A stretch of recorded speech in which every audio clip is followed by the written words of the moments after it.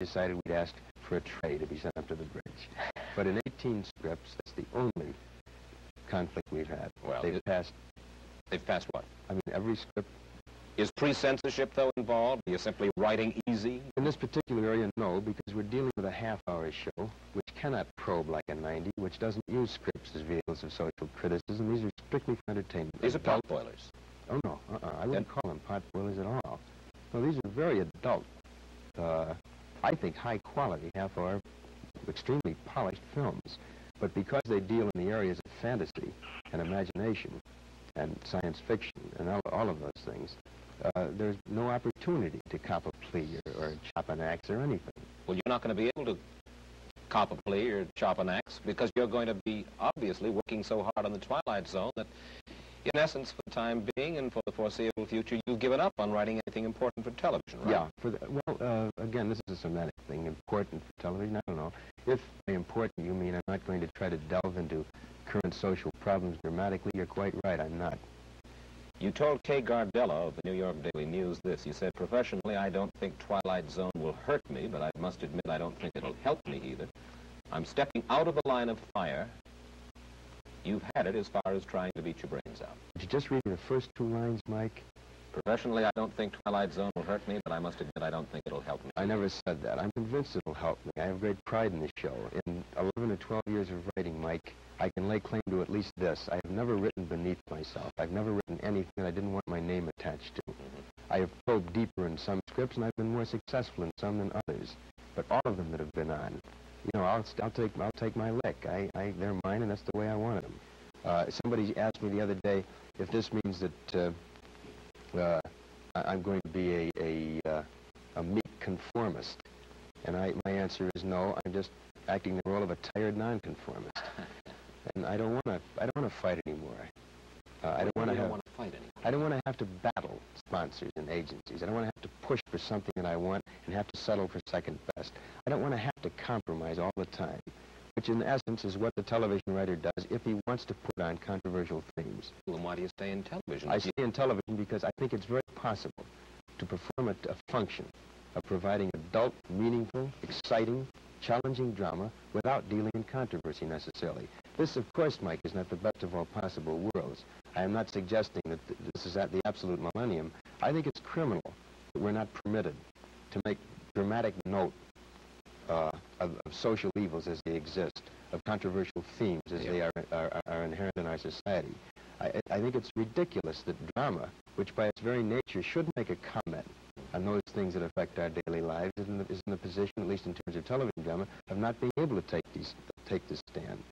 But these are the facts of life. This is the way it exists. And they can't look to me or Shaefsky or Rose or Gore Vidal or J.P. Miller or any of these guys as the precipitators of the big change. It's not for us to do it. Of course, Shaefsky got out of television. Yeah, he did. And I can't knock that. I think this takes a relative degree of guts to leave a medium that's made you as sociable, as a kind of a household name. Patty was the first guy to kind of lend stature to the television writer. Prior to Patty Shaefsky, most of us were considered to be two-headed hacks who worked around the clock and used boy-girl situations in any one of 5,000 different routine manners.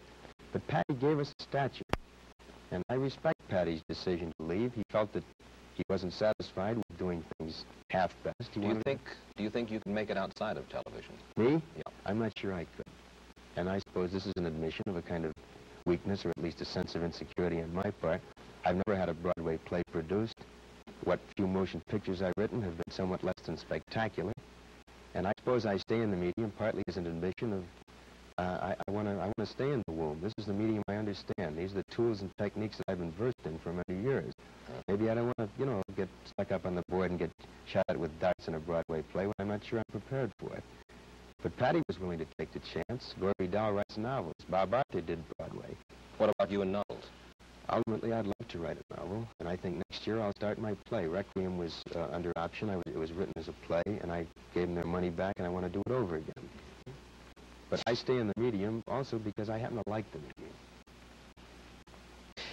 Herb Brodkin, who was a TV producer who was associated with some of your earlier plays, has said this about you. He said, Rod is either going to stay commercial or become a discerning artist, but not both.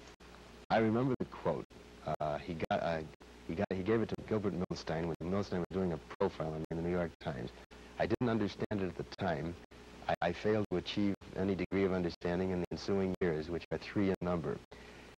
I presume Herb means that inherently you cannot be commercial and artistic. You cannot be commercial and quality.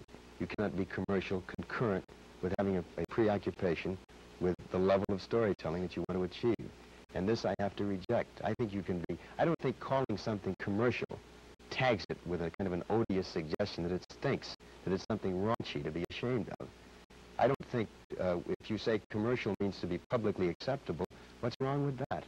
As long, the essence of my argument, Mike, is that as long as you are not ashamed of anything you write, if you're a writer, as long as you're not ashamed of anything you perform if you're an actor, and I'm not ashamed of doing a television series. I could have done probably 30 or 40 film series over the past 5 years.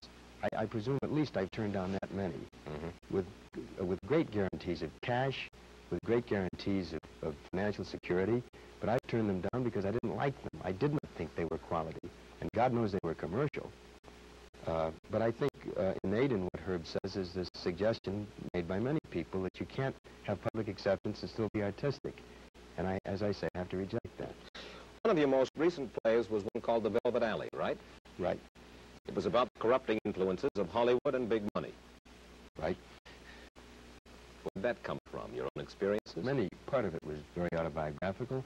Part of it was a composite of of observation of other people involved. Well, what do you mean by the corrupting influence of Hollywood and big money? What is that? Well, I didn't mean to suggest that corruption had a geographical tag, that it was necessarily the corruption of Hollywood.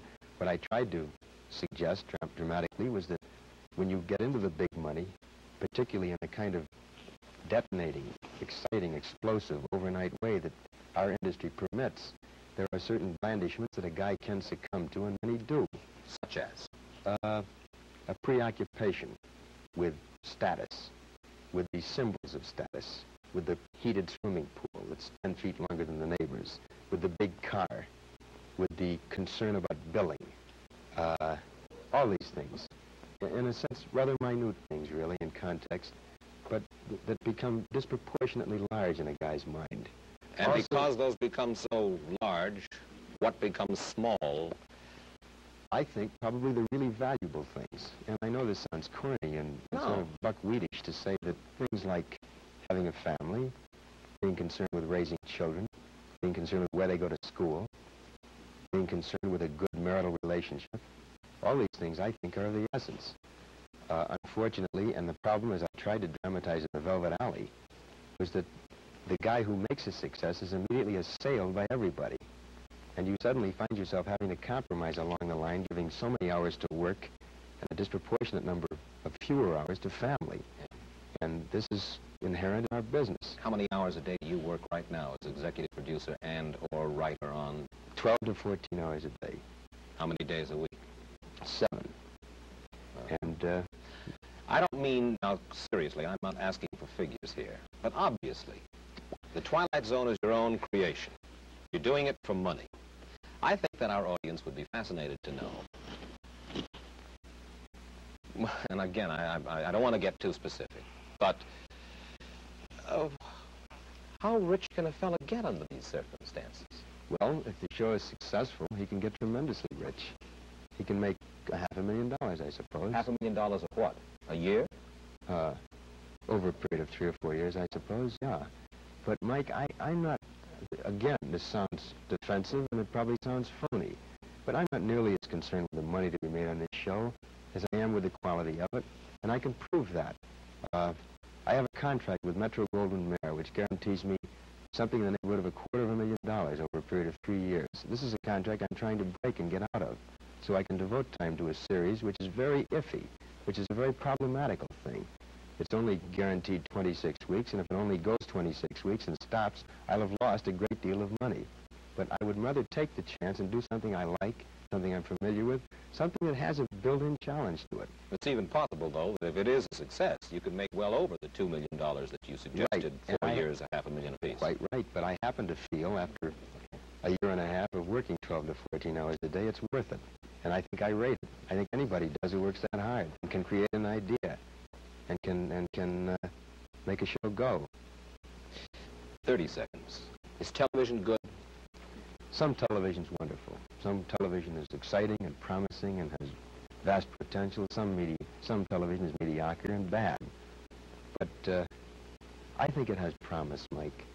I think this can conceivably be a real art form.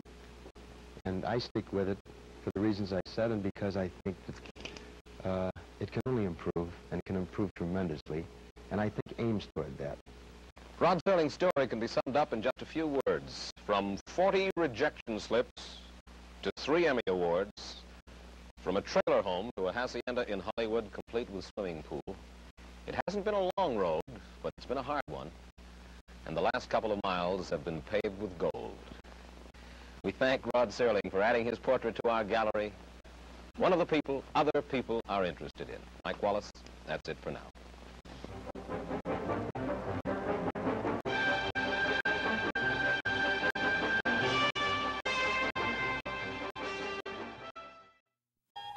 You've traveled this dimension of sight and sound and of mind many times before.